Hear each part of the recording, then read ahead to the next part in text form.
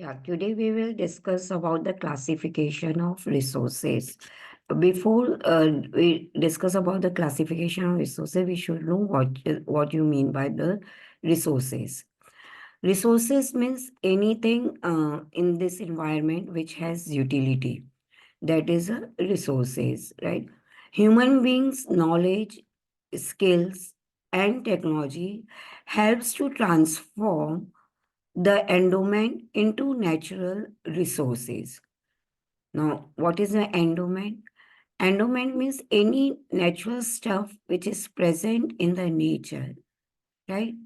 And when the country don't know how to make the use of it, people don't know how to make the use of it, country don't have the technology to find out where it is present, that stuff will call as a endowment, right? And when country knows it how to make the use of the resources, country have the technology to find out where the resources are present, that will call as a potential. And when country is able to transfer the potential into the resources, right, that will come under the resources. When country knows how to make the use of, started using the stuff for the development of their country, then that stuff will call as a resources. So endowment, potential, resources are three phases of resource development. Now, classification of resources. There is a huge variety of natural resources, and it can be classified on the basis of the different parameters. First, we will take the parameter of the classification of the resources on the basis of frequency of occurrence. On the basis of frequency of occurrence, resources are classified into two: ubiquitous resources and localized resources. Ubiquitous resources, which is present everywhere, that is called as a ubiquitous resources. For example, soil, air, plants, animals, right? Sunlight, which is present everywhere, that is a ubiquitous resources. Localized, which are found at limited places, right? For example, minerals, right? Metallic or non-metallic minerals, coal, iron ore, petroleum, gold, right? They are present in limited areas. So it is called as a localized resources. Another classification, we can do it on the basis of ownership of resources. Right? On the basis of ownership of resources, we can classify the resources into three: individual resources, national resources, and international resources.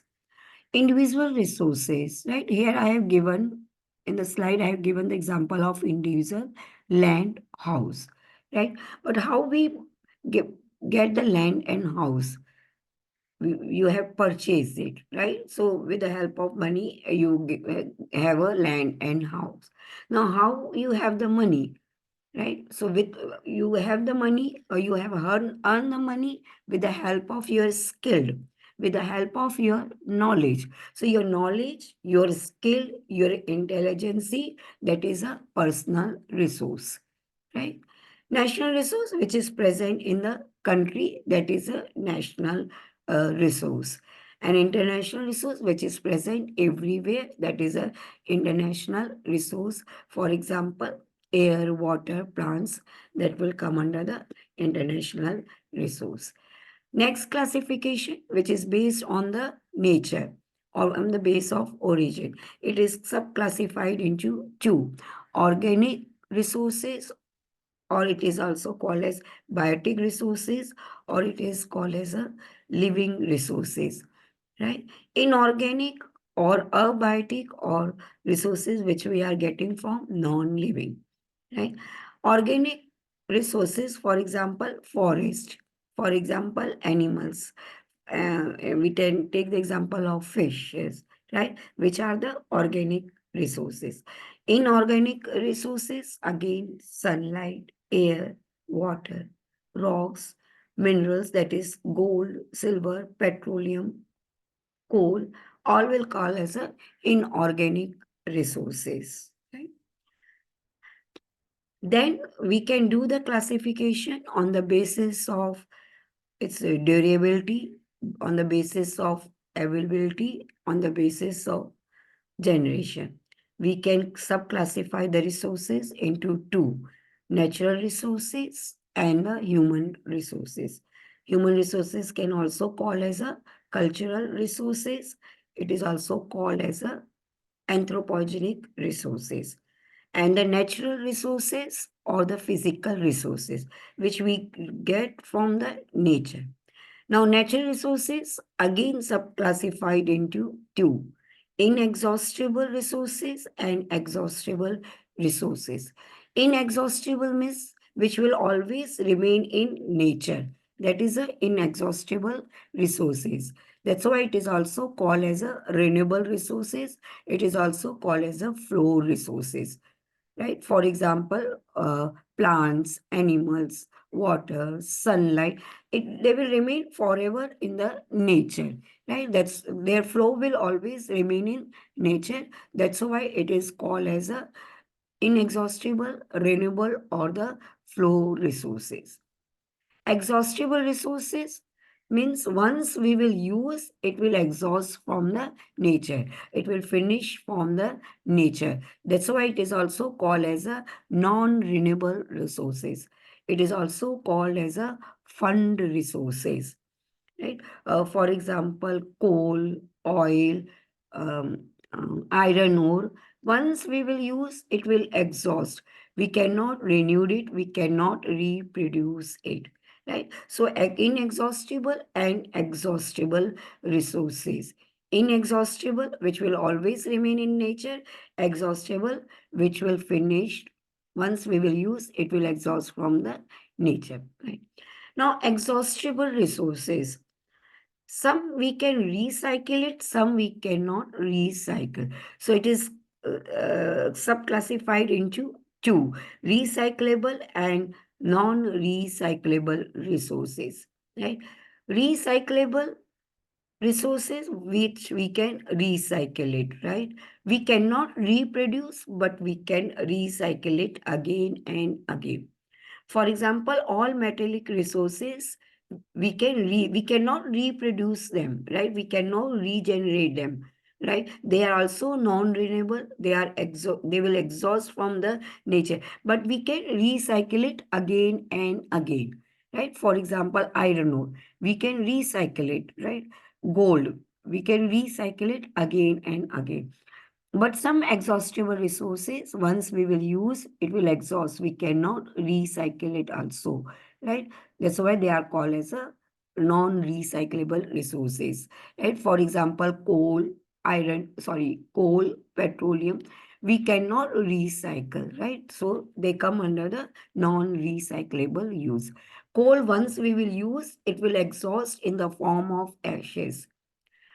Oil, once we will use, it will exhaust in the form of smoke, right? So they will come under non-recyclable.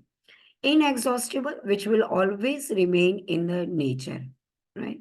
They will regenerate by itself only.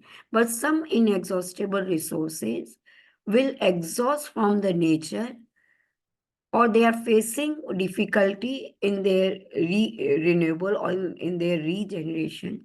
So they need the support of the man. And some will regenerate by itself only. They don't need the support of the man. So inexhaustible again subclassified into two: automatically renewable and the renewable with efforts of man.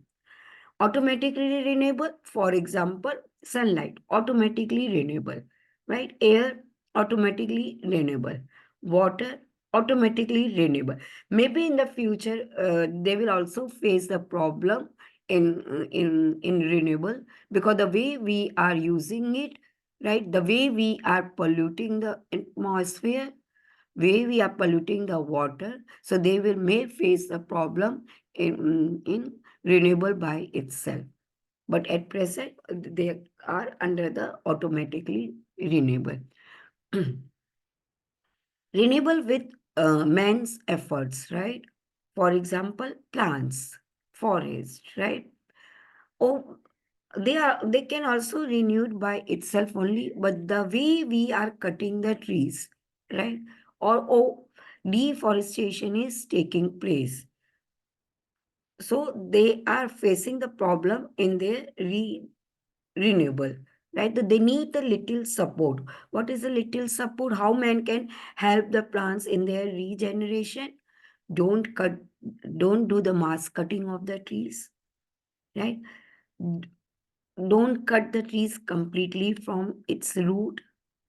If we are cutting the trees, plant the trees, right? So by this we can help in the regeneration of the plants, right? Another example we can take soil, right? Soil is reducing its fertility. Reason is over cultivation. So we have to make a changes in the method of agriculture practices. So instead of doing the over cultivation, do the rotation of the crops. In one season, one particular type of crops, in another season, cultivate other type of crops. So whatever nutrients are taking place by the crops in one season, in another season, we are cultivating other type of crops, so they will return the nutrients back to the soil, right? So the soil will regain its fertility by itself only. Or keep the land barren for shorter period of time, not longer period of time. If we will keep the land barren for longer period of time, soil will come direct exposed to air, exposed to rainwater.